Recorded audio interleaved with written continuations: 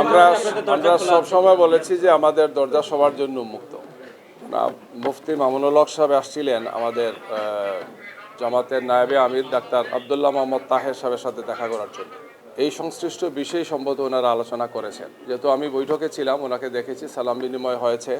আনুষ্ঠানিক কোনো বৈঠক মনে হয় না, এটা দেখা করতে আসছেন, বিভিন্ন বিষয়ে তো মত বিনিময় করেছেন, উনি ওনার একটা বক্তব্য পেশ করেছেন।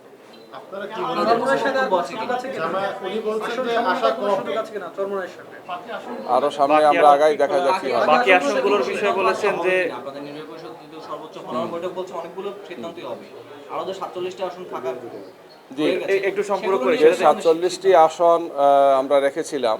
তো সেই আসনগুলো সম্পর্কে আমরা লিয়াজো কমিটিকে দায়িত্ব দিয়েছি। লিয়াজো কমিটি যেটা আছেন তারা সেটা বিষয়ে আলোচনা করছেন এবং সেটা একটি আলোচনা করে ওনারা সিদ্ধান্তে পৌঁছার পরে আমরা আপনাদেরকে জানাবো।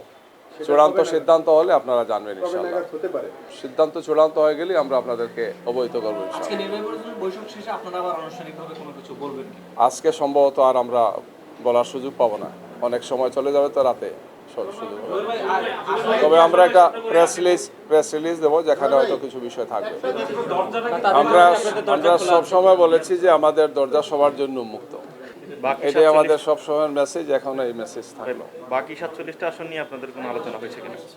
এটা আলোচনা হবে, আমাদের জোটের লিয়াজো কমিটি আলোচনা করে প্রস্তাব তৈরি করবেন, শীর্ষ নেতৃবৃন্দ চূড়ান্ত করার পরে সেটা আমরা ঘোষণা দেবো।